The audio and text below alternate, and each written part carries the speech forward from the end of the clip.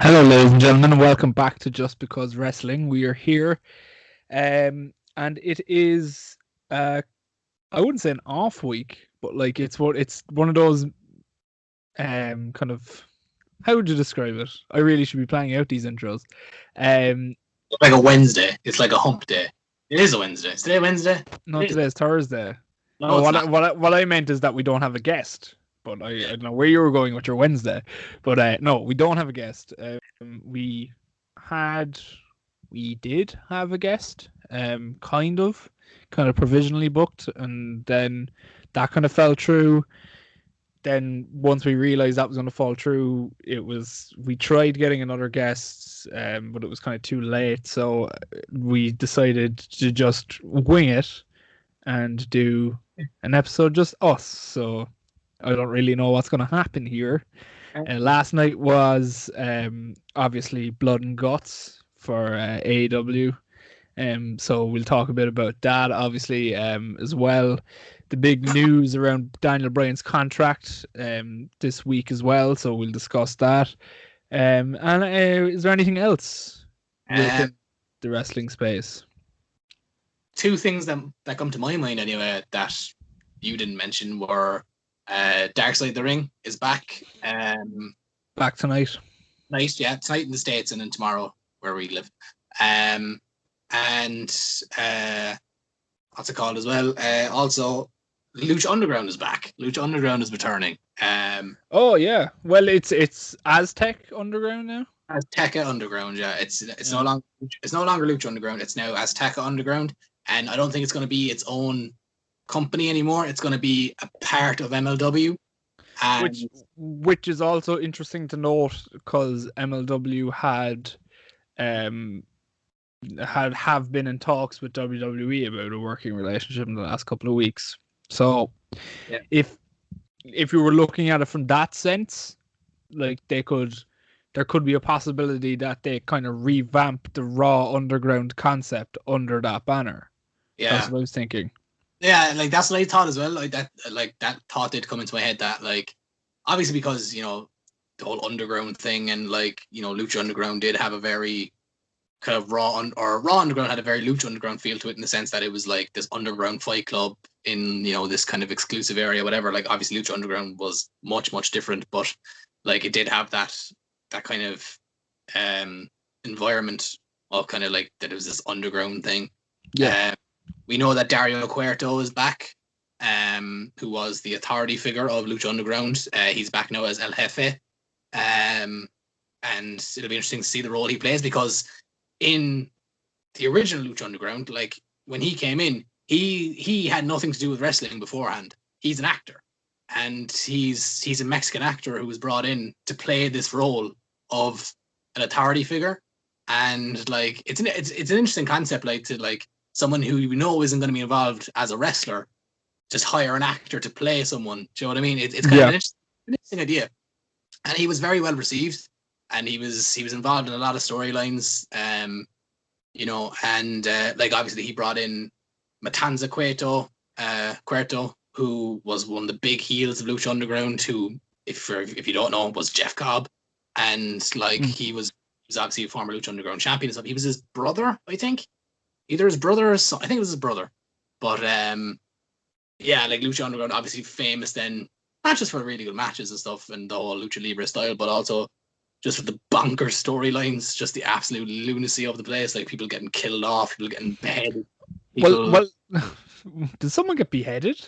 I think someone got beheaded. I think, was it Brian Cage beheaded someone or Brian Cage got beheaded? But someone got beheaded. I didn't watch, admittedly, I didn't watch all of Lucha Underground. It was always something that I've kind of wanted to get into more, but it's just, there's so much wrestling at the moment. Because it was the thing that I always kind of wanted to go back and watch it kind of from the start. But like few things I do know about Lucha Underground is like a lot of it is very, like as you said, kind of storyline, like very out there, and like each character has like kind of different origins and stuff, and like a lot of the characters that they had obviously now have gone on to become like stars outside of the outside of Lucha Underground, the likes of Brian Cage, Jeff Cobb, stuff like that. Pentagon, Chelsea Green was there. But they had different kind of gimmicks and characters in Lucha Underground. So I'm interested for this kind of new Aztec Underground thing. Is will the stuff that was in Lucha Underground be canon in kind of Aztec Underground? If I were to speculate, I would say no. I would say it's a kind of a hard reboot. I would say, I think the only thing they might keep about Azteca Underground is the kind of the wackiness, the whole different kind of universe that it was, and that you could do all these things, people were getting killed and people had magic powers, legit magic, they were making shit coming out of their hands and whatever, and I think that might be the only thing that they keep, because it was just something that made it unique. It was what drew a lot of people to Lucha Underground. It's what made the majority of the fan base of Lucha Underground kind of renowned for its out there-ness, because it was very love-hate as well, though. A lot of people didn't like it because it was way too silly for wrestling, and they were saying wrestling is silly, we know that, but this was ridiculous. This was taking the absolute piss.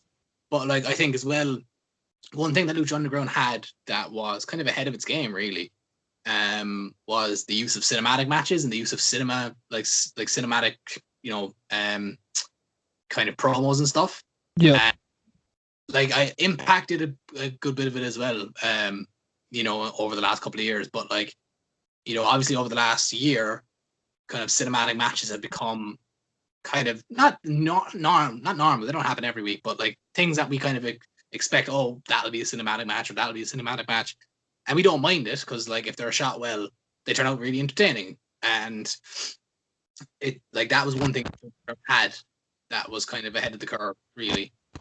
So I reckon they'll keep those things about it, but I reckon as in terms of history and wrestlers and stuff, I think it'll be complete reboot. That's why I think Dario Cuerto's renamed El Jefe. I think that it was just to kind of reboot the character, and obviously I'd say nearly everyone who wrestled there is signed somewhere else now, the likes of Prince Puma, Ricochet, Johnny Mundo, he's gone, PJ Black is gone. Even those guys, the kind of guys who didn't sign major contracts, aren't PJ Black's in Ring of Honor, the Max in Impact. There's I'm trying to think off the top, even was it Isaiah Swerve Scott was Killshot. There's a lot of them that you forget were there because they all wrestled under different monikers, and they're just no longer available. So it'll be interesting to see now who turns up, whether it'll be kind of a vessel for MLW to use, as in will it be MLW wrestlers competing in Azteca Underground,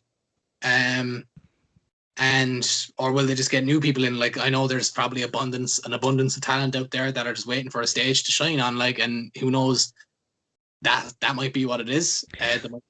So especially if this whole, and this is just pure speculation, if this whole WWE MLW thing happens, there is a lot of wrestlers WWE have on their rosters that they don't particularly use, or don't particularly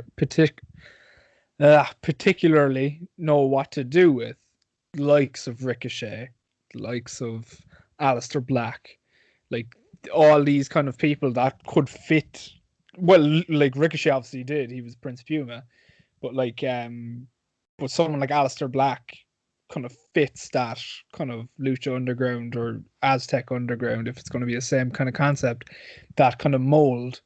And you have other plenty of wrestlers that they could lend to the project, because if you're not going to use them properly, and I know I said Aleister Black, and Aleister Black has this whole kind of vignette thing going on at the moment, but I don't think that's going to work.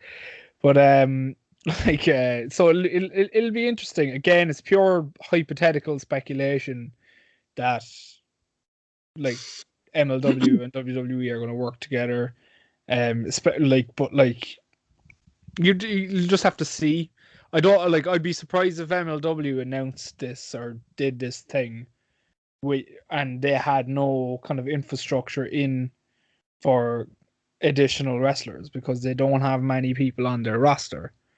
Yeah. And those that they have, like I hate to say, but those that they have in the top are probably just waiting for their contracts to run out so they can go somewhere else. Someone like Jacob Fatu, you know what I mean?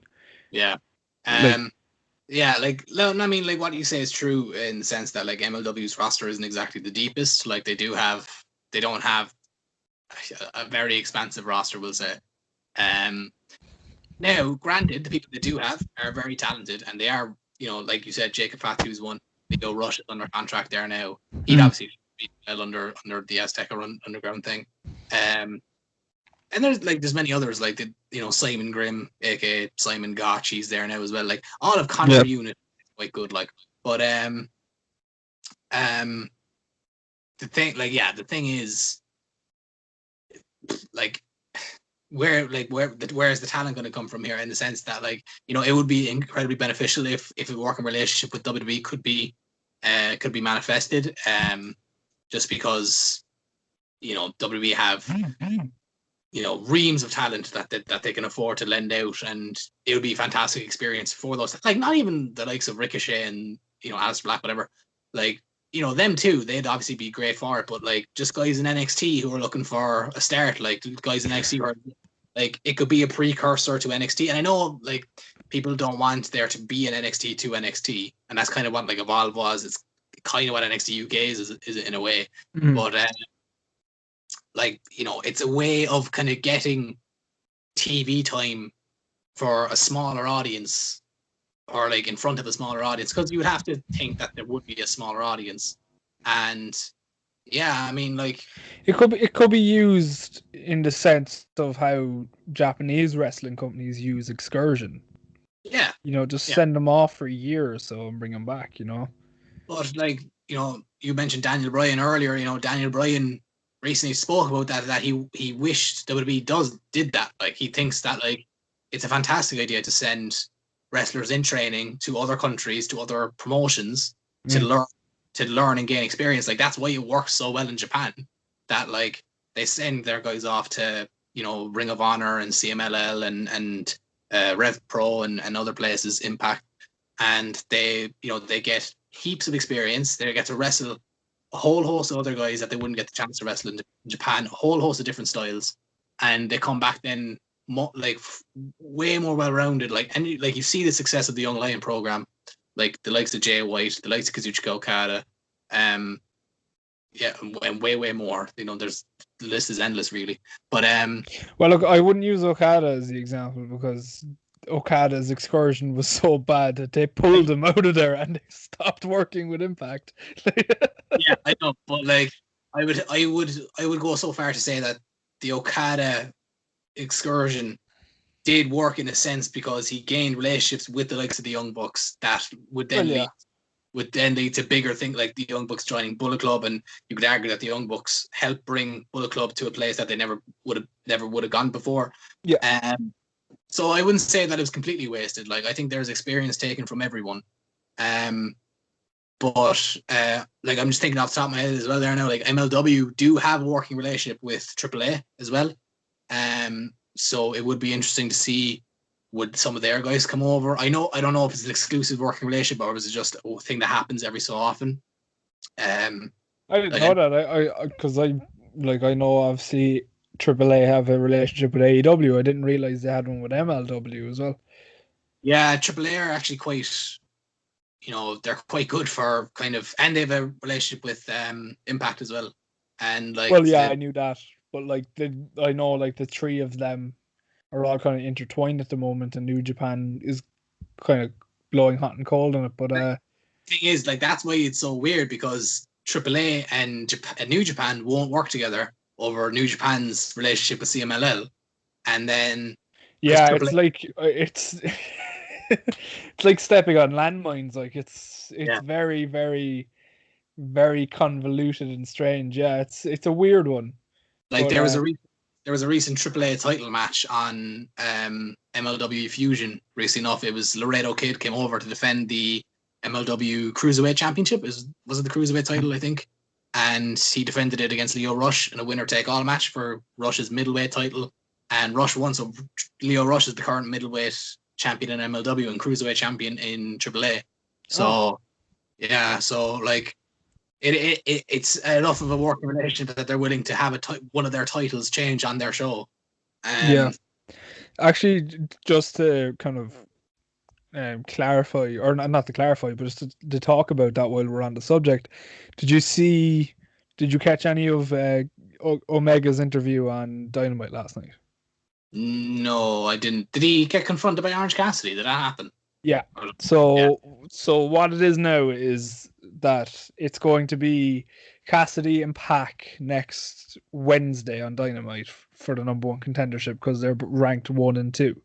Yeah. So that's like because it started with Omega kind of cutting a promo about Pac, and he was just basically dismissing Orange Cassidy, and Orange Cassidy came out, and then Omega was just laughing at him or whatever.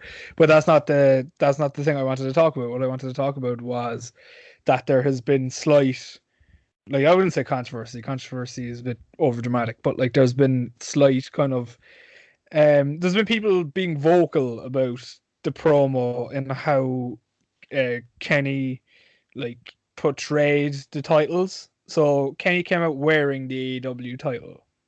Yeah. And you had behind him was Michael Nakazawa holding the AAA title and the Impact World title. But he was just being Michael Nakazawa with the belts, and he was just like throwing them around and like acting as if they were toys or whatever. And like Bully Ray was like saying, he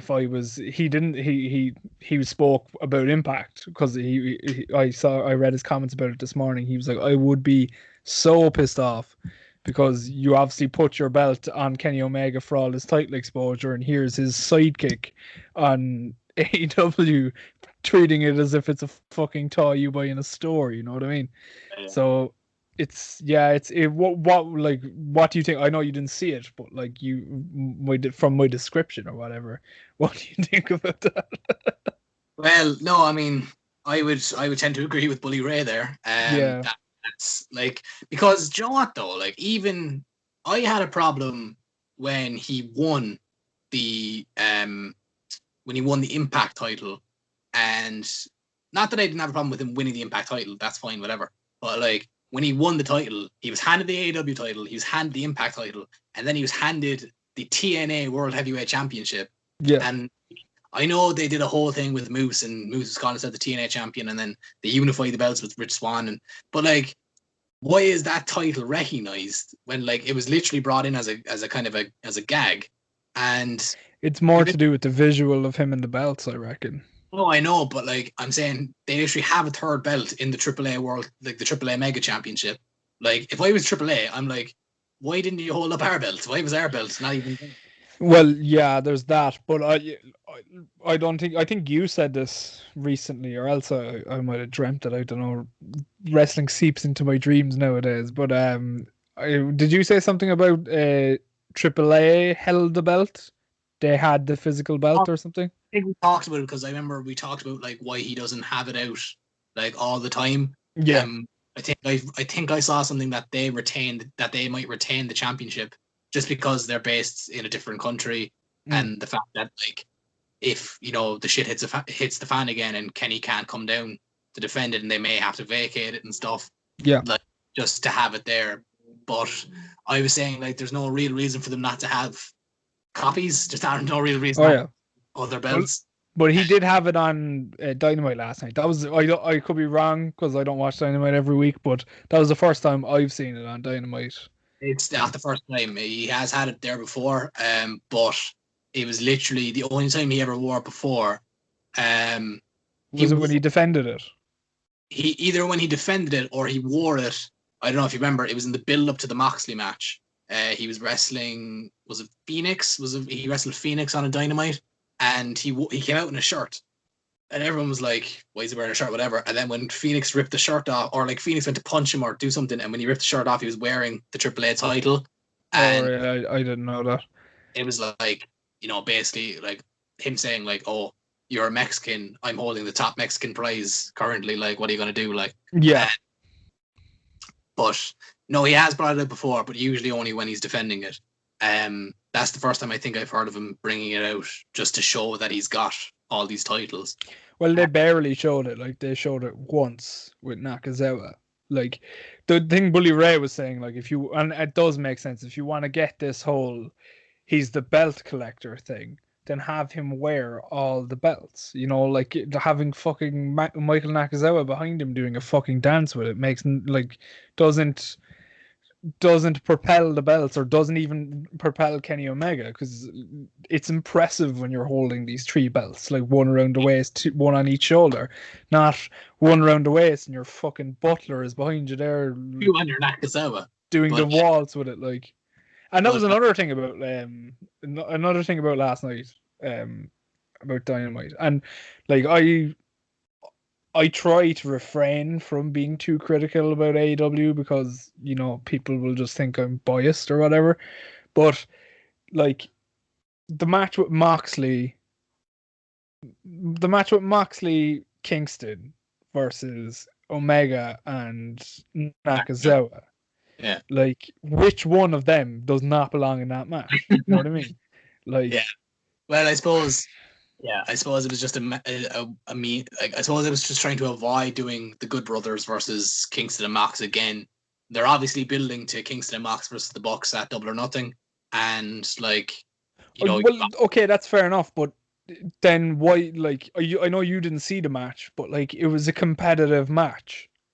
Already, like Nakazawa was like taking it to John Moxley. Yeah, he wasn't taking it really. Like, but he was competitive. Like, when he got into the ring, he wasn't getting the shit beat out of him all the time. Like, it was 50-50 back and forth until they got the upper hand and got the win. But like, or was it no? Was it a DQ? I can't even remember. But it like, my point is, like, Michael Nakazawa has he has no right or no business being in that match with these three big stars of AEW. You know what I mean? Yeah. No, I mean, I get you. And like, I know it's not the same thing with Nakazawa because he's not as big of a star, but like in New Japan, when like Toru Yanu's in a match, and obviously when you're watching a Toru Yano match, you know that you're in for some just nonsense, like, and you know that he's not, like, you know, he's not going to be winning the world title anytime soon, but he has that capability of being able to beat anyone. And the thing is, I remember they did it in not last year's G1, but I think the G1 before that.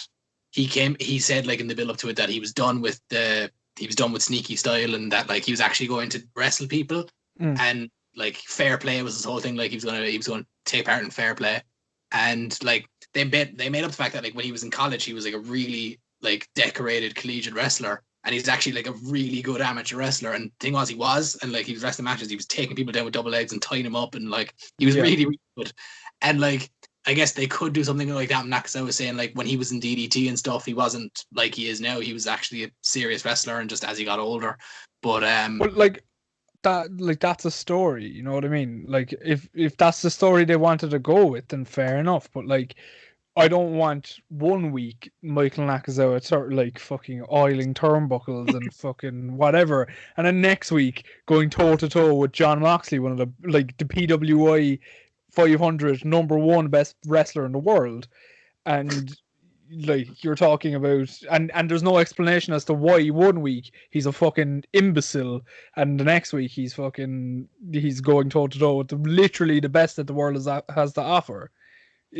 Oh, it does. No, I know. And like with the Toru Yano thing, like that was a story going into the G1 of like, when is he going to revert back? It was like not a question of it, but like, when is he going to go back to sneaky style? Like, and yeah, like Nakazawa, he's been well established as a guy who like just isn't. And like we talked about there, like just now before we started recording, like that kind of AEW are kind of have this habit now of establishing guys as, like, I don't want to say losers, like, but you know, guys who lose a lot of matches, and like guys who don't take seriously as a threat because they've just lost so much and they've just been booked that way. Obviously, like right now, QT Marshall being the #1 kind of offender. Again, another example. like QT Marshall for 95% of AEW's life has been like he's been Cody's, kind of. I wouldn't call him a psychic. Cody's Lackey. Cody's guy, like Cody's friend, who literally like from like if you watch the early stuff at AEW, he's only hired because he's Cody's friend, and that's basically the only reason. And so Cody can use his wrestling school, but like all of a sudden now he's this mega heel with this faction behind him, and like that's like fair enough, and I understand that the faction are three guys who are unknown, like I don't want to say unknown because obviously Anthony Ogogo is quite known, but like the like guys who are greenhorns in wrestling, and like I could understand that he was like building these guys from the ground up as a coach, as a cerebral mind, like using his wrestling insight to, because we know that like some guys are fantastic coaches and trainers, but like were useless like as an in-ring performer, and that's fair enough. But like the likes now of like Asno, or like like, not saying Asno was bad in the ring, but he's obviously a renowned coach where he never really achieved those heights in the ring. But like I would be on board with it if he was literally building the factory as like three guys who were like raw talent, and he was in putting his vision and his whatever into them. If these guys were doing the things that he couldn't do as a wrestler. Yeah, if they had the genuine like Anthony Ogogo obviously is a natural athlete, like an Olympian boxer, and like he's putting, like if he could put his mind into the body of Anthony Ogogo, that's someone who you don't want to mess with. Like it's like the saying, those who can't do teach. Yeah, exactly. And like if that was the way that we were going, I'd be fine with it. But the fact that it's QT Marshall front and center wrestling matches, and like I'm being competitive with Cody Rhodes. Like last night was a competitive match, like, and I get, and I said this earlier to you, I do like Cody Rhodes. I think when he's on form and when he's doing it right, he's one of the best in the world. But I don't understand I do understand the criticism when people are saying like the likes of, oh, Johnny Gargano wrestles the same match every time, it's always the same. No one ever says that about Cody, and it's true with Cody as well. It's always, I fight underneath, Arn Anderson gets kicked out, I have to come back. Like it's a formula all the time, and like, and that's the thing. Like, okay, fair enough when he was doing it with guys that you could believe, like a Brody Lee, like where he needs to fight underneath, where all the odds are stacked up against him. But you don't need to do that. You don't need to have the same match as you did with Brody Lee that you do with QT Marshall. You know what I mean? Yeah. They're not the same people. Like, so it's like, that's my one criticism of Cody. Matches are always very similar. Last night was the same, and like my thing with AEW too is that like they have a bad habit, and we've said this before, of either not telling the whole story by like putting some of it on Dark or some of it on like BT or whatever, or they just don't even tell the whole story at all. Like, why is QT Marshall all of a sudden a good wrestler? Why? Like, tell me why. Even if they explained kind of why, then okay, fair enough. Or if he had like if he had a manager, or if he had like someone by the ring to kind of even up the odds to make him more competitive, then yes. But he was out wrestling by himself yesterday. Yeah, that's the thing. Like his like the factory are getting involved after matches conclude, and like like what's the difference between QT since the start of AEW, the loser QT, to the QT now? You know what I mean? Yeah, and like I love to know. Like, and the thing is, right? The kind of annoying thing is, what is the end goal here? Like, because the end, like I'm imagining, fair enough. The end goal might be to get over Aaron Solo, Nick Comoroto, and Anthony Ogogo as three guys who are now capable members of the AEW roster, who are going to be staples for years to come. But like with QT Marshall, like realistically, you'd have to imagine that like he's not going to win this feud. Like that, like by the end of this, he's going to come out of this the loser. So like we go from QT Marshall being a loser, but at least he had friends, and now he's after turning his back on his friends, and now he's still a loser. Do you know what I mean? So like, what do you do with QT Marshall there? And maybe, look, it could literally be as simple as that Cody, like QT's, like we said, QT is Cody's friend. They have been for years, and it's just him giving him, it's just a thank you run to kind of like, just like for years of service kind of thing. And once this feud is done, he might revert to a backstage, like a permanent backstage role or something. Which would be fine too. And look, I have nothing against QT Marshall. Like, I mean, I'm sure he's a lovely guy. Like, but like, this isn't the right way to book QT Marshall at all. Like after essentially 2 years of him being not good. Do you know what I mean? Like this, especially given given the talent that they have. That if you look at some of the people that weren't on the show last night, like Christian being one, like wrestlers that obviously are way more even famous or talented than QT, probably both. But like Matt Hardy wasn't on the show, Christian wasn't on the show, like Big Show, like all these kind of big stars and all these great wrestlers. Like Darby Allin had like a tiny little bit of a segment where he just got the shit beat out of him. Like and again, like this is another thing as well that AEW have a bad habit of like they have like especially to do it with their baby faces, where their baby faces have like 15 different feuds going on at once. Yeah. Like at the start of the night, I know you didn't watch the show, so I'll kind of explain it chronologically. So at the start of the night they did or like I think it was the second segment, they did a promo with Scorpio Sky and fucking what's his name? Ethan Page, yeah. So they cut a promo up in the rafters, and it was all about Sting and about how they injured Sting or whatever.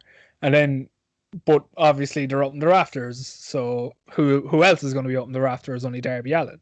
So surprise, surprise. So he comes out, and they get into a bit of a brawl.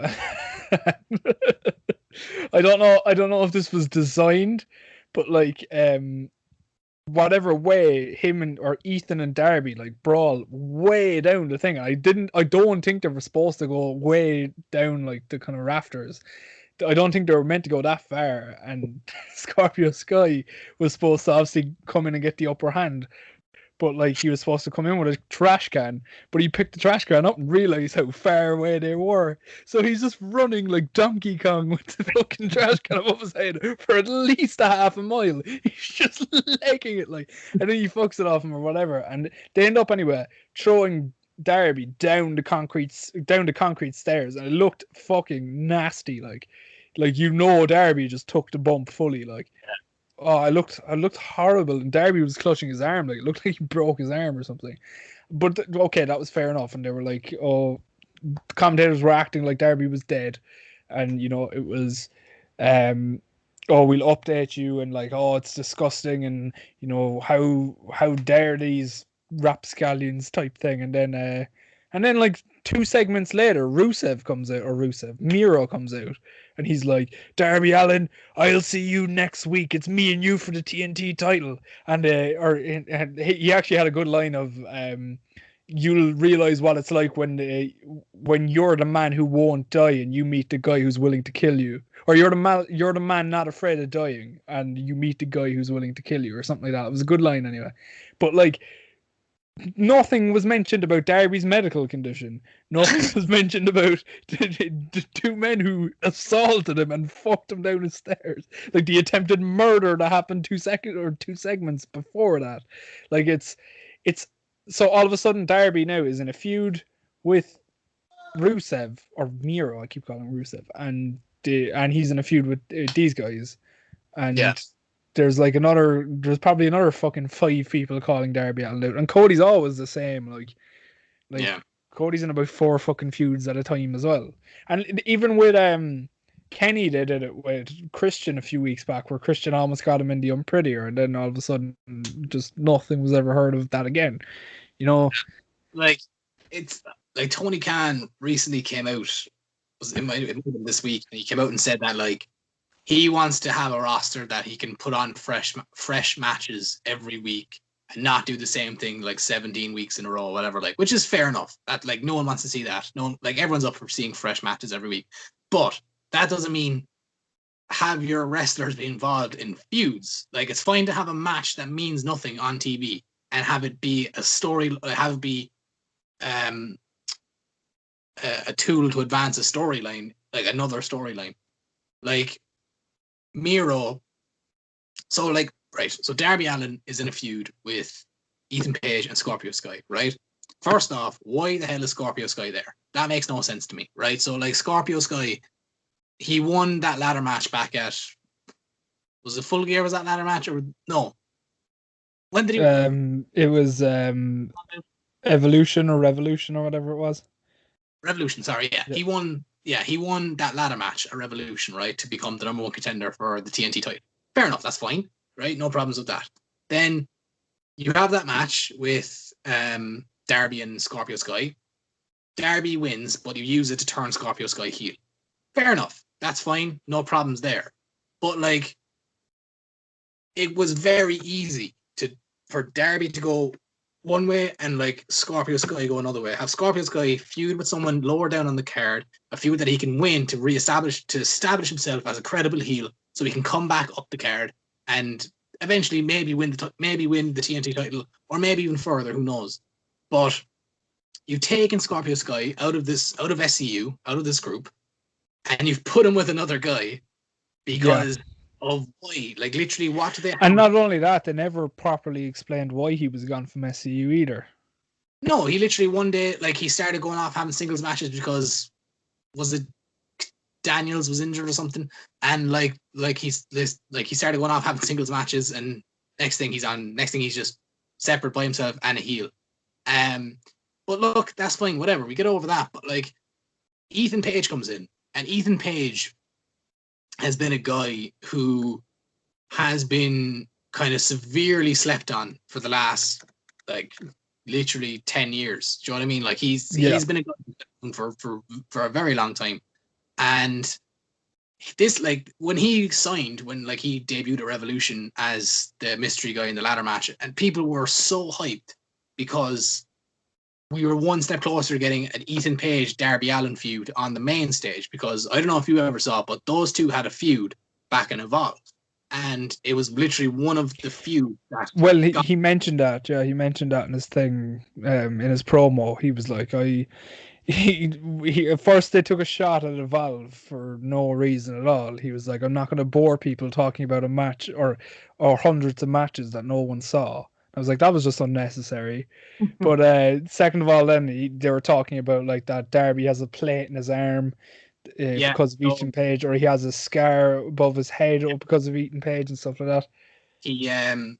I actually saw that match where Ethan Page, so they had like an unsanctioned match, and obviously it's Darby Allin, so like, you know, it's, you know, things are gonna get crazy, and Ethan Page hit him with a shovel, like a full-on garden shovel. Hit him. Yeah. He hit him in the arm with the shovel. It broke his arm, and literally just snapped his arm in half, and he sliced his arm open, and like, it was like Darby couldn't move his arm, and I watched a documentary on it, like it was a documentary on Evolve, and you see Darby talking to you hear Darby talk to the ref saying, I can't feel my arm and I can't move my arm. But like, it was like the second last spot. There was like one more spot to go in the match, and it was Page puts Darby in a body bag and then hits him with a power bomb. Hits him with like the razor's edge that he does. Hits him with that onto, was it thumbtacks or was it like literally just that, whatever. But Darby says no, finish the match. So with a broken arm now sliced open, he takes that bump like in the body bag, takes the razor's edge, and then like finishes the match. He goes backstage and like his arm is hanging off him. But like, but those two had a feud. Like, that feud went on for about a year, I think, in Evolve. and like it was one of the things that got all the attention that it got. So obviously when Ethan Page came in, kind of new and improved Ethan Page, like he'd lost a lot of weight and he'd like worked on his character over an Impact and stuff. Like people were hyped for that, but like now Scorpio Sky's in it just because he will just so happen to be in the last match with Darby Allin, and like it just doesn't make sense to me. Like I'd rather Scorpio Sky go off and feud with someone like I don't know, like you could do like Jungle Boy or Jurassic Express or like something along those lines, you know. someone who he can beat, but not like Jungle Boy. I think it's fair to say can take a loss now and be fine because he's just so young in his career, and but like Ethan Page, Darby Allin writes itself, and then like you said, you have Miro coming in calling out. Like fair enough, Miro. Like no one wanted the Miro Kip Sabian thing anyway, and everyone's saying like, why is Miro just coming in doing this stupid bloody wedding and video game bollocks? And then like that's fine. And Miro said like, oh, I'm here for titles, and that's absolutely fine. Have him do that, but like. In the meantime, while Darby's tied up and while Kenny's tied up, like have Miro just feud with Kip Sabian, just do that match at Double or Nothing or something, and just have him murder Kip Sabian in like 3 minutes, and then like that seriously establishes Miro as like a threat. Well, I think Kip Sabian now is injured, isn't he? Is he? I don't know. I didn't hear it. Well, they said this week, or they said yesterday, that due to the attack on. From Miro, that he had to have surgery. So in my head I was thinking he probably just needed surgery and they just writ him off TV by using that. But to be fair, I think Miro will beat Darby Allin next week. Like it makes sense, and plus now Darby got fucked down the steps last week, so it gives Darby an excuse to lose. So I think Miro's going to win that, and we'll continue. We'll just do that feud and have Miro go off somewhere else. But it's going to be a strange one. And like the thing is that like the night after, it was the night after Revolution, or the Dynamite after Revolution, after the street fight with Sting and Darby against Team Taz, and you had like I don't know if you remember, but you had. Sting and Darby were on the ramp doing a promo, and Lance Archer and Jake Roberts come out in a confrontational sense. Like it looked like Lance Archer was being geared up as the next guy to face Sting, not so much Darby Allin, but it looked like he was gunning for Sting. And then there was what are they called? Ethan Page and Scorpio Sky were attacking Darby and Sting there a couple of weeks. That was the last week that they injured Sting, or 2 weeks ago, and. Lance Archer runs down and makes the save, and then you're like, so wait, now what? So Lance Archer's aligned with them. So like what? Like what's going on here? Yeah, it's very convoluted. Yeah, and like look, more often than not, it seems like when we have a quiet week, we always seem to end up bragging on AEW. But like the thing is, like like we are big fans of AEW, and like I don't want to sound like those people who just kind of shit on AEW for the sense of it or just for the sake of it. But like they do have a lot of flaws. And they're very like kind of glaring flaws, and like that's predominantly down to inexperience on their part, just as a company. Like people do forget that they are only like 2 years old. They are literally only been a thing for 2 years. I know they have the massive names there. They have some of the biggest names in wrestling, like Chris Jericho, like Kenny Omega, like Cody Rhodes, whatever. But like those guys never ran a wrestling company before this, and like granted they worked in one and they have fucking decades and decades and decades of experience between them all, but like it's much more different when you are the guy with the pen, when you are the guy with the book, and like you're trying to make something that like is sustainable for years to come. And very few companies have been able to do it, and like it's literally like AEW was dropped in the deep end. Do you know what I mean? Like when you look back at companies like Ring of Honor, like Impact, companies that are still around today, but they started very humbly, very humbly, like genuine bingo halls, and like they came up and they're still not even at the level AEW are at, and that's because AEW obviously have the financial backing, but like they. Well, to be fair, AEW kind of hinder themselves to an extent when they launched because they massively overhyped how different AEW was going to be and how it was going to be revolutionary to wrestling and how, you know, wins and losses will matter and all like these things. And like they just ended up making a lot of promises that they ended up not keeping. Like it was going to be more of a sports based product. And like then you have fucking Michael Nakazawa out there with his fucking, I don't know, his fucking baby oil or whatever. Like you know what I mean? So it became very indie very quickly, very PWG, catering to that type of audience when there's a lot more than that audience watching. And like it'll be interesting to see what the ratings are this week. I always kind of laugh when they get a good rating because they're like, oh, look at us, we done so good, we're doing all this, you know, we got a rating. Like 2 weeks ago they got 1.3 million. Last week they done 800,000. Yeah. So that's 500,000 people who watched the week before and decided not to watch the next week. Yeah. You know what I mean? Like that is a huge number. And obviously, like, and this makes me laugh, like, because, and it seems to be the case, like Twitter is obviously an insanely toxic thing, and it's an insanely toxic environment, and it seems to be like the majority of people who occupy Twitter on a regular basis, the people who are consistently tweeting things, are ultras in a sense that, they're either very, very, very, very pro something and then very, very, very, very anti something. And it's either one way or the other with WWE, AEW, NXT, whatever. And with some wrestlers as well, like we talked before about Sasha Banks, like Sasha Banks fans, or like there seems to be some Sasha Banks fans on Twitter that are beyond diehard to the point that like they will, like, it's ridiculous that they'll accept anything else other than, like, I saw someone today going on about the ratings of SmackDown or something, and it was like the last SmackDown that Sasha Banks was on as champion had such and such a rating, and the last week's episode of SmackDown had like a way lower rating. And it was also the go home SmackDown to WrestleMania, like, you know what I mean? Like, you know, but they were like, they chalked it down to Sasha being champion on one and then not on another. But no, the point I was trying to make anyway was obviously last night was a huge episode of Dynamite, Blood and Guts. This match that was meant to happen last year got postponed, whatever. Now it finally happened, and it was really, really good. It more or less lived up to the hype. But like, you get these AEW lunatics who are on Twitter saying, I will be shocked if AEW don't break 2 million viewers. And you're like, hold on a second now, you expect 1.2 million people to turn around and just decide, you know what, I'll just stick it on. And look, I could be very, very much surprised, and that could happen.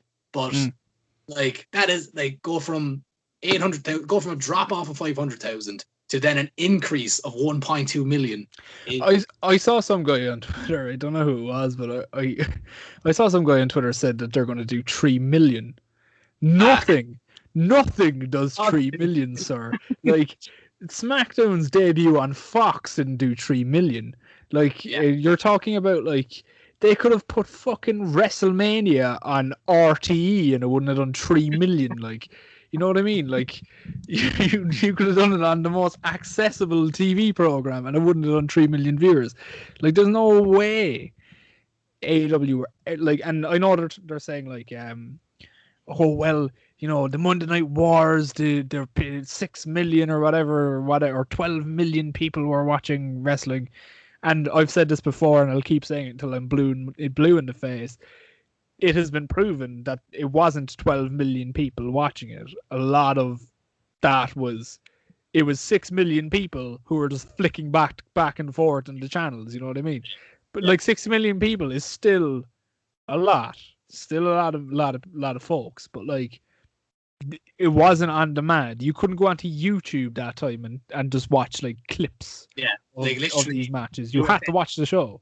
Yeah, USA and TNT were the only places you were getting wrestling, and like, yeah, unless you like ordered a tape off your cousin and got it 3 weeks later, but or unless you knew some dodgy lad burning stuff off the internet. But like, the thing is, like, that is the thing, and I do think that does affect wrestling viewership. And like I fucking hate talking about ratings because I think they're like obviously they matter to the networks and whatever, but like I think in a general sense people don't really give a shit about them. Yeah. Like people just want wrestling to be good. They don't care how many people watch it. They just want it to be good. And like nowadays, like you said, it's so much more accessible now to watch wrestling. As in, like you have YouTube, you have Twitter, you have the network, the multiple networks, you have, and then obviously the TV shows. Like the numbers you see that we're watching, that like the numbers that'll come out that are probably out now about AEW. They're not. Last time I checked there about 20 minutes ago, they weren't out, but I'll check there. Keep going. Yeah, check there. But like those numbers probably don't honestly reflect how many people watched. I find it more difficult to get them because I blocked Bryan Alvarez, but I'll see. I was sick of his shit one day and I just blocked him. Go on, keep talking anyway. Yeah, but like these like 2 million. If they do 2 million, that is huge. That's very substantial because like the majority of Raws and SmackDowns now are fighting to keep their heads above 2 million. And like, you know, I'm sure it was one of your predictions for the end of the year or for last year that AEW Dynamite would beat Raw, or like there would be like one of the weeks where Dynamite beats Raw in the ratings or something, or it might have been mine. I don't know. I can't remember.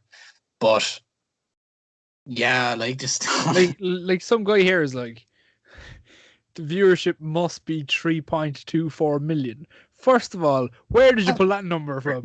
And second of all, no, it's not going to be. And he was like, and the demo is going to be 0.86. Like, shut up, boy. Jesus Christ. That's another thing. I don't understand demos. I really can't wrap my head around. Well, I do understand demos, but like, I don't know how them. I don't know this 0.86. I'm presuming it's 86% of their viewership was of that demo, the 18 to 35 or whatever the fuck it is, which 18 to 35 is the most lucrative because that's what advertisers are looking for. Like that's the demographic that'll buy from the advertisers. Yeah. I think I could be wrong here now, but I don't know, did I see somewhere as well that like if it was 0.86 that 860,000 people saw it or something, or maybe it might have been something like it is 86% and whatever it was that week, 86% of whatever the number was like around 80 because it was like 1 million people or something. Yeah.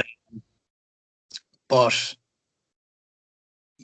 yeah, like there's this lad on Twitter, and the thing is he seems like a genuinely nice guy. I don't want to rag on him or anything. Like he seems like a genuinely good person, but like he used to always go to the Dynamite tapings and the NXT tapings. The ratings aren't out anyway yet, so yeah.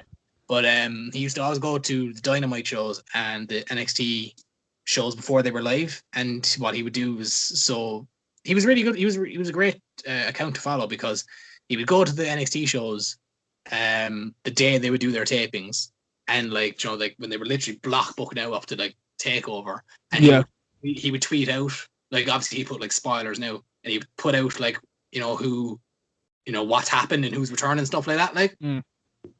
And I just thought it was a great account because then like it got me hyped then for the NXT shows coming up. But he's when the whole ratings war started and stuff, he would do. So he would say like, oh, like AW 800,000, NXT 700,000, 1-0 AEW, and he kept score for like the first, like, I don't know, was it like 25 weeks, and he would predict the following week's like thing, and he would say like, oh, AEW will have 1.1 million, NXT will have 837,000, and I was like, it was such like very specific numbers for like what to do, and like he would predict the demos and all this kind of stuff, and I was like, honestly, how is this guy doing? Like, how is he coming up with, like, I have no idea if he ever got close to what they were, but like, genuinely, where are you putting these just numbers? Pulling numbers from thin air, like, but like, yeah, it's like we could sit here and talk about ratings all day in terms of AEW, but like we'll just have to wait and see. But like, I know for sure I would put my house on it not being 3.24 million. But It's not. The It isn't. yeah, but yeah, like the one thing I will say about AEW, I want to kind of switch gears because I feel like we've just been bashing them now for the last couple of weeks or last hour. But the one thing I will say is that they do a fantastic job in making these kind of shows, which are television shows, but they're special events Yeah. that kind of fill the gap between like their Yeah. pay-per-views, which are like on quarterly or whatever. But then I was thinking last night, I was like, if I was someone, especially after last night and how good it was, and I'm assuming it will probably do a good enough rating, if I was someone in the USA Network or whatever, I'd be like to WWE, you know, why don't you do stuff like this? Why are you having like fucking WrestleMania Backlash? Who the fuck's gonna watch that? You know, why not? Like, why not do it on? Why not do it on the USA Network? You know what I mean? Yeah. Like, it's not as if they're looking for money based off the pay-per-view revenue, because the pay-per-view revenue or pay-per-view business has been dead for fucking since Vince killed it with the network. Yeah. And like, it's not as if they're looking for network subscriptions now, because it's not a network anymore. It's Peacock, so it's USA's thing. So like, why not like do it on? If I was USA, I'd be pitching, do the special events on Mondays. It costs like, obviously, keep your big five if you include Money in the Bank. Like, keep those. So that's 5 pay-per-views you have in a year. So you're eliminating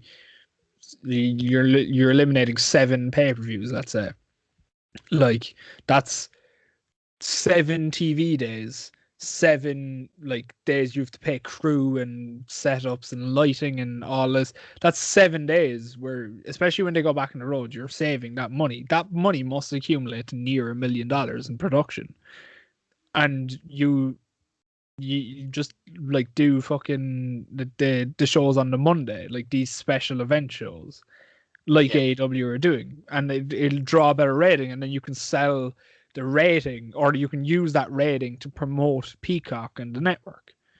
But like, it just makes it like, And I like, think I think it's a good business model that AEW have in terms of these special events that they do on TV that lead into a pay-per-view, yeah, like I think we talked about it with when we had Fraser Porter on, but I said, like, when AEW launched, I wasn't too keen on the business model, like, of the 4 pay-per-views a year, because I was like, because I've been conditioned by WWE to have like literally a pay-per-view a month, some even every 2 weeks. Yeah. I just was like, how are AEW gonna survive with just like 4 pay-per-views a year or whatever? And then obviously it happened. First of all, the time flies. Like, the gap between pay-per-views actually goes really fast. And secondly, there's like the special episodes of TV, like Blood and Guts, like Bash at the Beach, Winter is Coming. Like, Winter is Coming was an amazing show. That was unbelievable. The debut of Sting, the Kenny Omega heel turn, plus the match with Moxley, him winning the title. All that was amazing. And I'm sure there was something else that happened on that show too. But like, these, Probably something with Cody. yeah, as I'm saying, it was definitely. I was thinking, was it the dog collar match? But it wasn't. That was before that. No, that was before that. Winter is Coming. What did? He didn't wrestle Scorpio Sky on that show, did he? He might have. I'm not sure. I can't remember. But I'll look it up. Do you? But like, the special TV shows, like, or the special TV events, are unreal. Like, they're genuinely class. Yeah. And Impact have kind of taken that on board now. They've shortened their pay-per-view schedule drastically. Like, they're only running 3, maybe 4 pay-per-views a year now, with Rebellion, Hard to Kill, Slammiversary, and Bound for Glory. Oh, Darby and Cody wrestled Team Taz, and that's where Sting came out at the end. Yeah. Yeah, and Jericho wrestled Frankie Kazarian on that show as well. Oh, right, okay. And the Dynamite Diamond Battle Royal thing. Oh, yes. But you have like Impact now have taken they have 4 pay-per-views: Rebellion, Hard to Kill, Slammiversary, and Bound for Glory. And then they all the old pay-per-views they used to do, the likes of Lethal Lockdown, Destination X, Sacrifice, all that stuff, that they're becoming special TV events. But like they're treated like pay-per-views, but just on for free. But that's what I'm saying. That's what WWE should be doing. Like, I don't think they're generating enough profit from Fastlane, let's say, to justify keeping it. Like, you'd probably benefit more if you did it on TV and got a better rating on it, rather than having just a mundane Raw where Matt Riddle is just chatting shit for fucking the 15th week in a row, like talking nonsense. But like, yeah, again, but Vince will never change that business model up until the day he croaks in his office. But and like, I was actually surprised with the placement of Blood and Guts, because obviously when you say like, oh, they're to, bridge the gap between pay-per-views, usually they're quite, if there's a 3-month gap between a pay-per-view, it'll be literally on the 1.5 month spot. Like, but like, we obviously had Revolution back in February, was it? Yeah. And now we have Double or Nothing this month. Double or Nothing's in like 2 weeks, and they kind of, I don't know, was it their own doing that they spend so much time building Blood and Guts and hyping Blood and Guts as this ultimate blow off match, and this thing that's probably hopefully won't happen all that often to remain that special thing that happens. Yeah. I know that they forget that they have a full pay-per-view with full capacity crowd in 2 weeks' time, and they haven't announced a single match. So, well, no, that's not true. Last night they announced Hikaru Shida versus Britt Baker. So that's the first match announced on the card. Thank God Britt Baker's getting that little shot, because that is she's gonna win, I reckon. It's Britt Baker, Hikaru Shida, winner of next week between Orange Cassidy and Pac wrestles Kenny Omega. I'm assuming it's going to be Anthony Ogogo and Cody.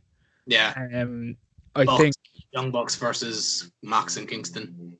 Do you reckon that's the match? I do, yeah. I know next week they're wrestling Christopher Daniels and Frankie Kazarian for the thing, but if they lose, they disband SCU. So I'm assuming that's where it's going. Really, I didn't see that they're disbanding if that happens. Well, the whole thing was like that's been the storyline with SCU for the last 3 months, where it's but they have since. Do you know what I mean? Mm-hmm. They have lost since. So I don't think they have they? I think that I genuinely think they lost a tag match there recently enough. No, they were saying the way commentary was going on last night, it was like they've really shifted their focus since they've made that promise that they'll disband if they lose again. Oh, maybe so. So the whole story is that they haven't lost it. No, because I saw the rankings yesterday and they were like 12-0 for 2021. So they are going in unbeaten, and if they lose, then they disband. But I'm assuming that's what's happening. So I can't see him winning. Surely not.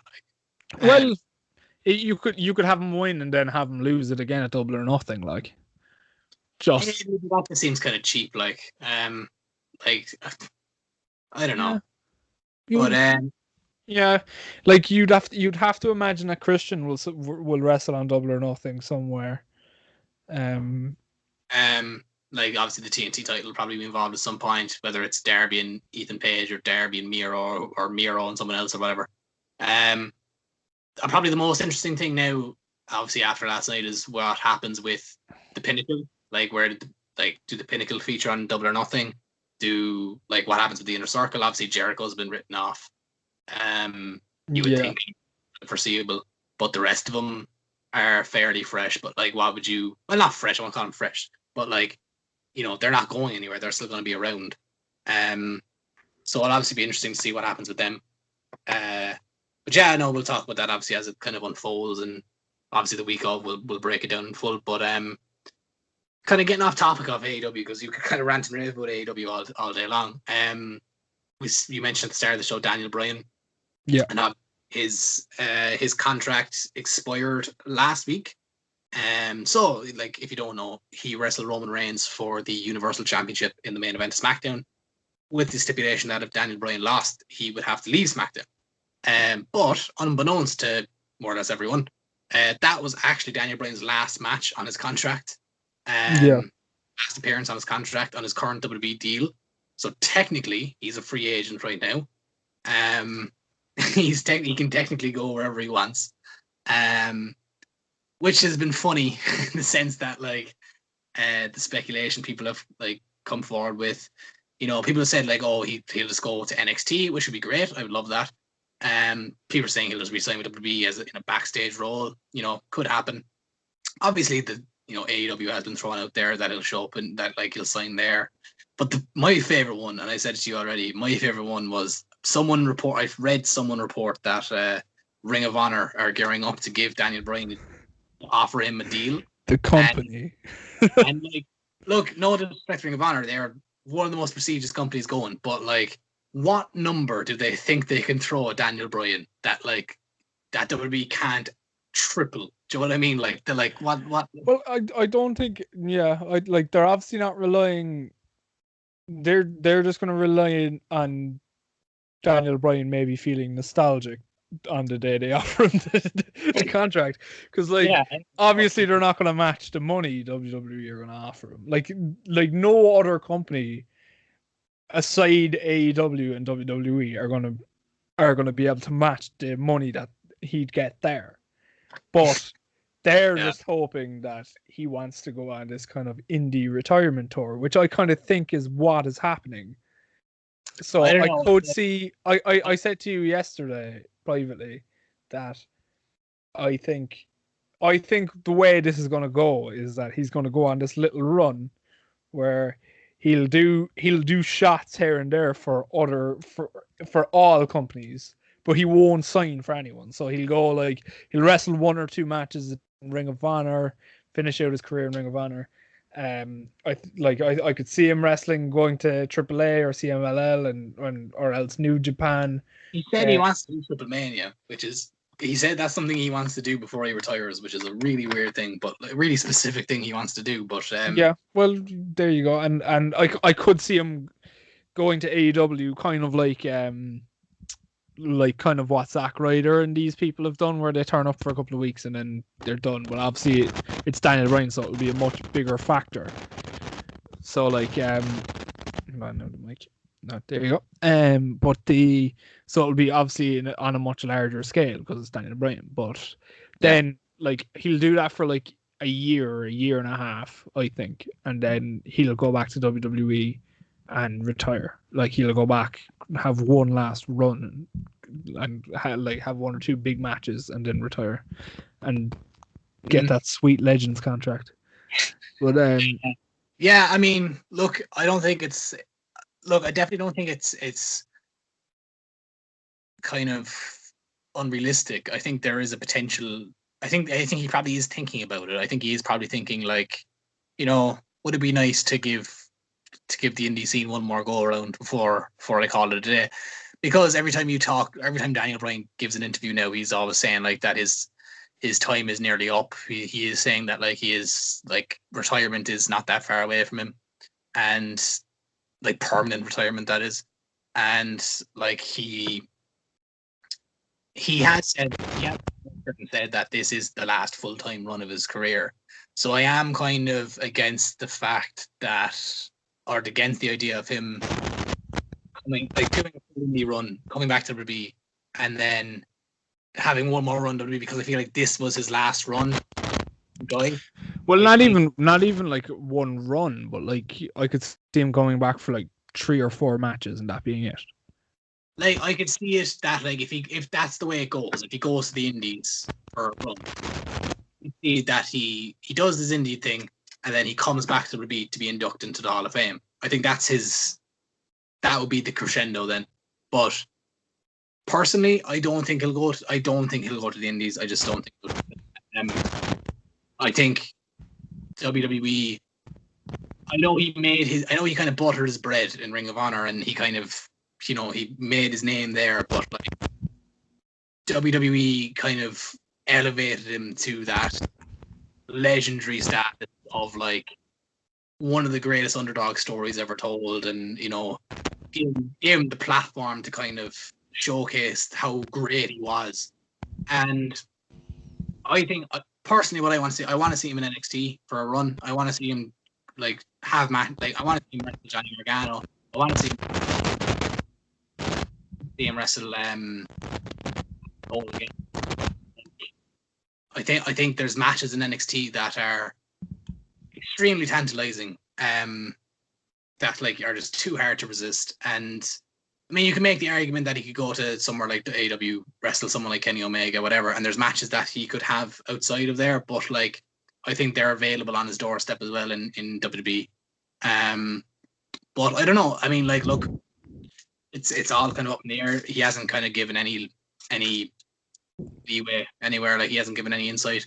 I did see a funny enough tweet last night that it was like the Blood and Guts banner, and it was like Daniel Bryan shows up on Blood and Guts tonight to make it a triple threat.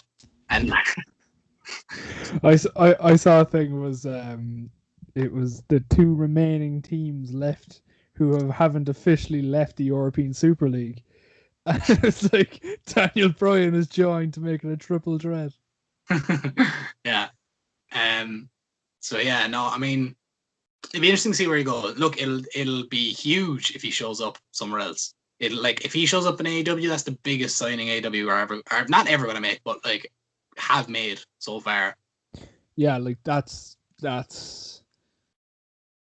Jericho and Moxley levels of even beyond that. Yeah, Jericho will be the only one that would rival it, they say. Yeah, look, it's hard to, like, I can sit here and be like, look, he's not going to go anywhere, he's just going to resign for WWE, whatever. But look, who knows what he wants to do. He's always been very kind of open with what he wanted to do, what he wants to do, and like he always did what he wanted to do. He was always kind of true to himself. So it'll be interesting. Yeah, I don't know.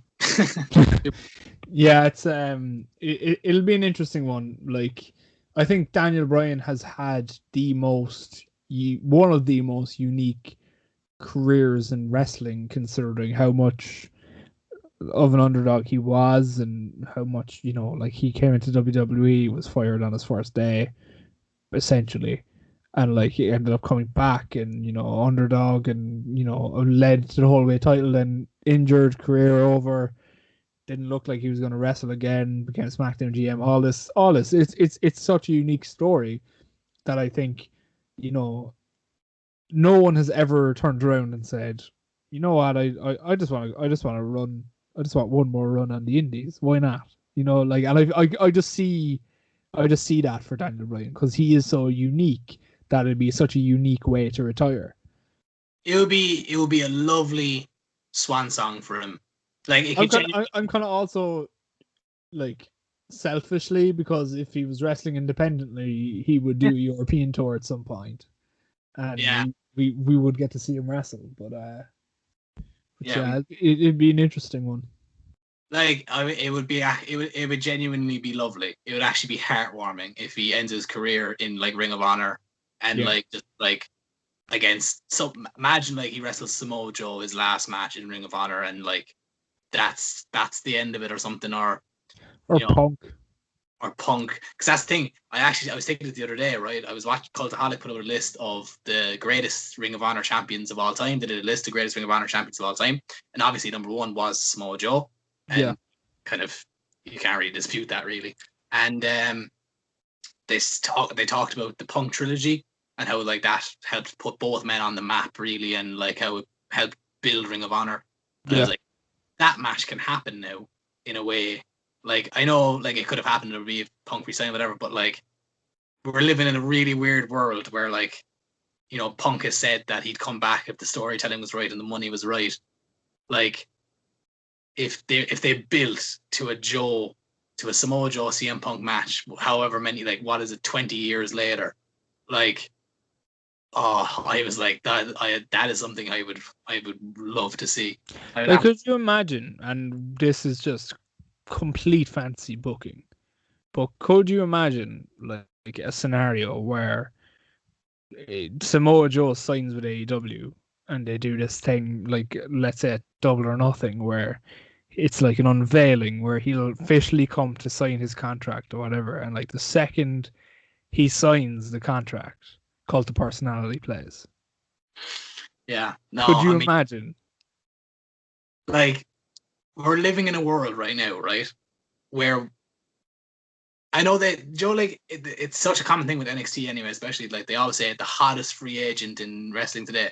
We're living in a world where Daniel Bryan's a free agent, Samoa Joe's a free agent, CM Punk's a free agent, and Brock Lesnar's a free agent. We're living in a world genuinely where you have 4 of the hottest free agents, because all 4 of them, well, definitely Bryan, definitely Punk, definitely Lesnar, Joe on a lesser extent, are massive money draws. Like, no matter where they go, they're going to draw money. Samoa is the exception just because he would just be that little bit less known. But like you know, Daniel, like, everyone knows Daniel Bryan. That's the thing. Daniel Bryan has transcended into that John Cena pop culture type thing. Like, he's on the Coke Zero ad. Like, do you know what I mean? Yeah. Like, he's everywhere now. And yeah, I like. Look, it's hard. Like, Brock Lesnar, it's hard to see him anywhere besides WWE. You can't, like, but look, it's still, you can still speculate. You know what I mean? He's still a free agent. He still has free will. He can still go wherever he wants, technically. But yeah, like, I would quite like Daniel Bryan. Like, it would be very nice for Daniel Bryan to get one more run, end his career in Ring of Honor, where it all started. Literally, it would be like the last scene in The Wrestler, and like, it would literally be that. But just a nicer way, The Wrestler, but less drugs. It's more veganism, but it would be like, Joe, I'd love for him to do like a greatest hits tour, like wrestle Naomichi Marufuji, wrestle Kenta, wrestle Samoa Joe, wrestle Punk, wrestle I know he can't wrestle Nigel McGuinness, but like, can you imagine? Oh, I'd love if you could wrestle Nigel McGuinness again. But just do Zack Sabre Jr. Yeah, Jonathan Gresham. Can you imagine a Daniel Bryan Jonathan Gresham match like that? It would be a jiu-jitsu match essentially. Yeah. But yeah, like, it'll be very interesting. Look, I'm trying not to I don't want to get my hopes. Look, not that my hopes are up per se, in the sense that, like, if he re-signs with WWE, I'll be disappointed, because I know that no matter what Daniel Bryan does, it's nearly always really good. Yeah.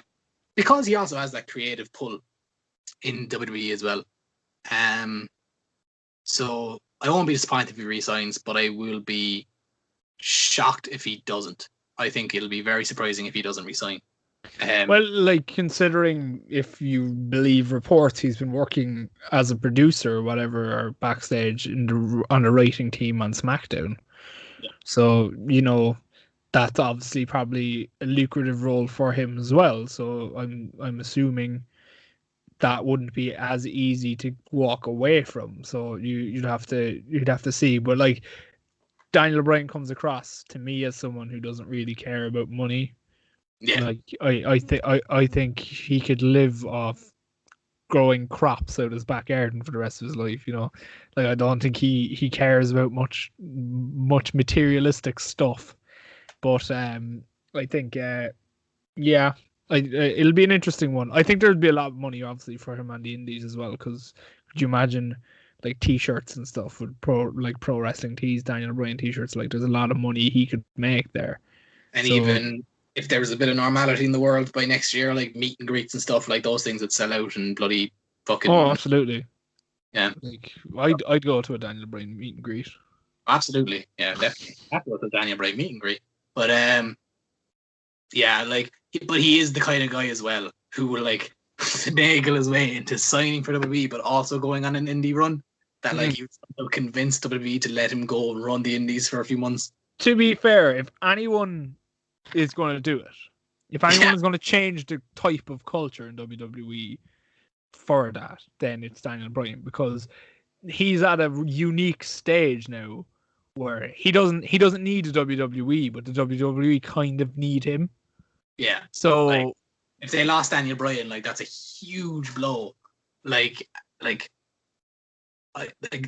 when he was at his peak back in like 2013, 2014, like that, they were probably some of the most viewed episodes of Raw in a very long time, I would say. it's not only that; it's like how much merchandise does he sell?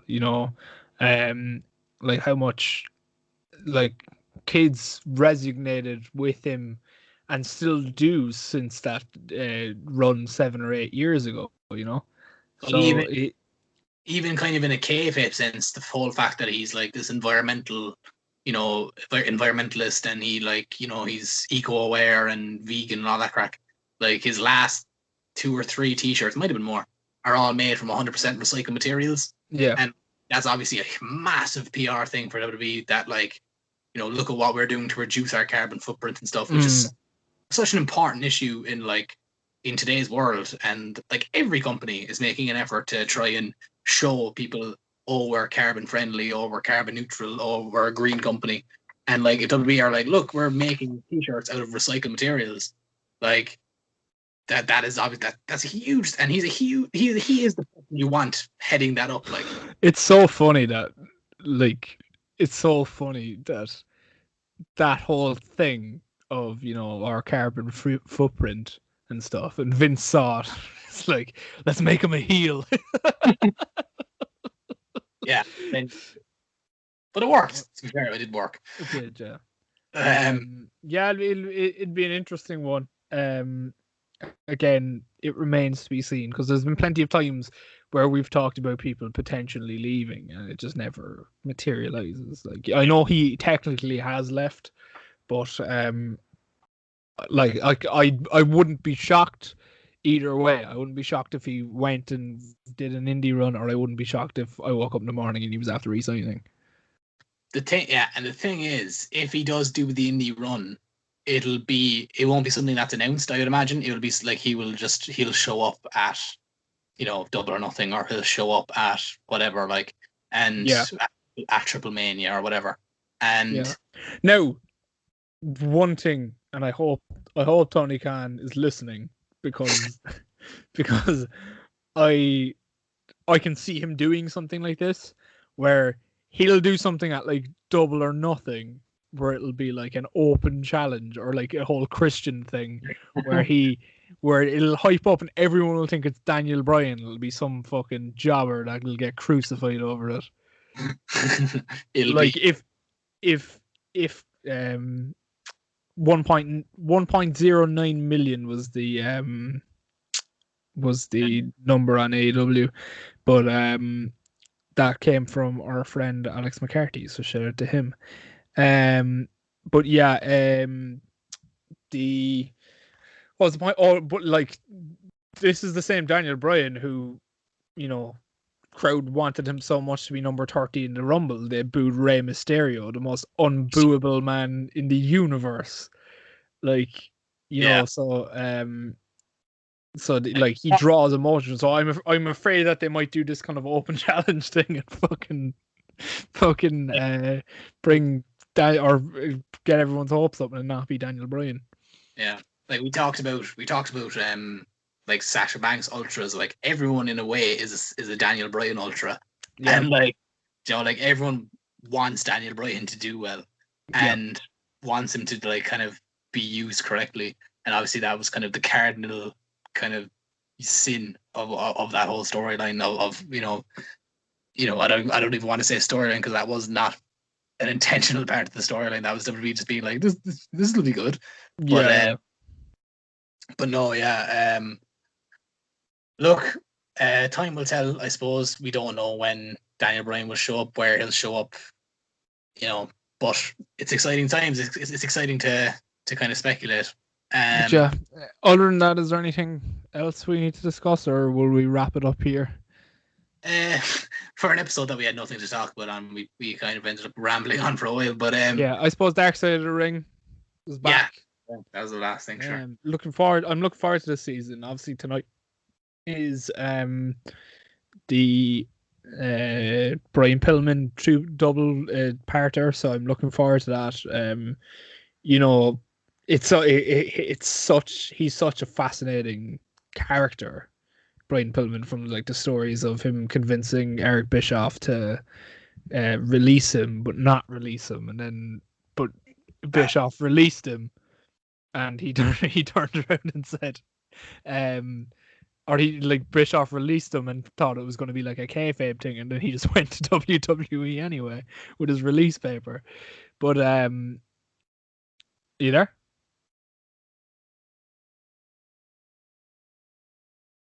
Having slight technical difficulties, I think.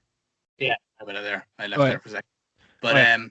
But the so like I was talking about Brian Pillman, or the story of him, you know, wanting to invade the Super Bowl and handcuff himself to the ring post or the goal post, like just obviously not a man who was all there in the head. So I'm looking forward to that. I'm looking forward to a lot of the shows, really. I know they have the XPW show or episode, which I'm looking forward to as well. Yeah, because it was obviously a thing we've touched on in previous episodes, especially when we spoke to Just Incredible that night, because he was in the ring that night. So that'll be an interesting one. What other ones is there? There's Collision in Korea. That'll be quite good, just because it's North Korea, and like you just imagine the storylines are going to be insane. Nick Gage will be great as well, because he's obviously still active, and you know I'd imagine I saw a clip from the Nick Gage one. Did you see that, the one with Moxley? I saw Moxley's in it, but I didn't see the clip.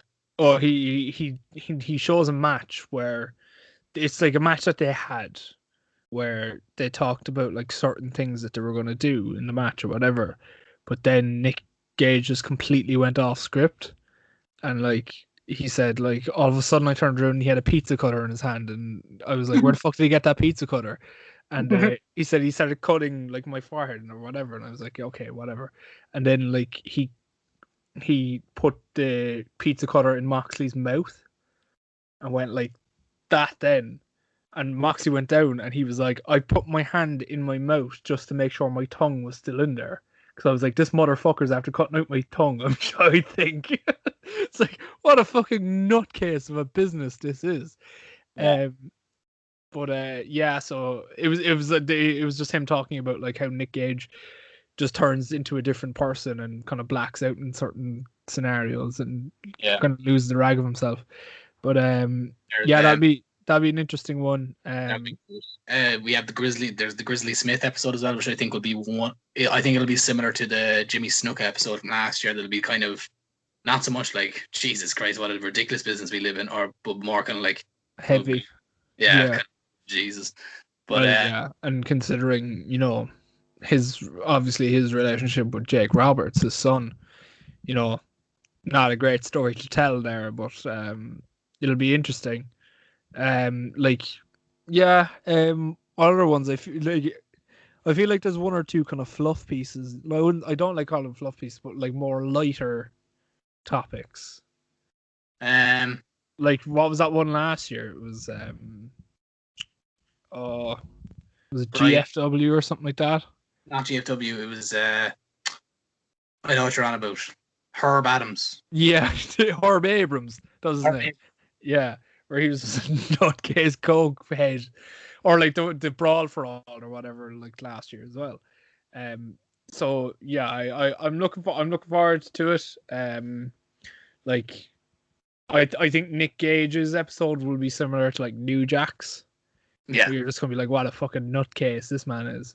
But yeah, I am looking forward to it. I recently went back and watched the New Jack episode again, just because I wanted to watch it again. I actually wanted to watch it with Emily because she doesn't like wrestling, but she's actually watched a few episodes of Dark Side of the Ring, and she's like, this is actually good.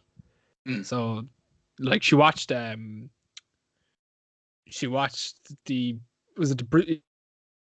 Brody one, and she was like, she was on about Tony Atlas, and she was like, I don't really believe what he's saying, and I'm like, yes, he is full of shit. Of course, it's Tony Atlas. Like he's of course full of shit. Like he's like you have to learn this with all these wrestlers. They were like brought up in the 80s to over exaggerate. That was their job, and now they're gonna still do it. So but yeah, it's a great show, and they do a great job, and I'd love to talk to them someday, whether we'd get them on or not, or be able to get them on or not. I'd love to be able to have a conversation with them someday. That'd be pretty cool. But yeah, that being said, we'll probably leave it there, will we? Yeah, we'll leave it there. Yeah. So we didn't have an interview this week. Well, we kind of had one provisionally booked. It didn't pan out, so we'll just have to stay tuned. Big thanks to Raven Creed last week for her or for coming on the show. That was a great show, especially because the three of us are from the same town, so it was like common ground that way. So yeah, we're looking. We're in kind of contact with a couple of more guests to come on, so more to come in the future. And yeah, follow us at JB Wrestling 1998. For any inquiries, jbwrestling50 at gmail.com. And for Facebook or for Instagram, YouTube, it's Just Because Wrestling. So thanks for listening. Thanks for listening, guys.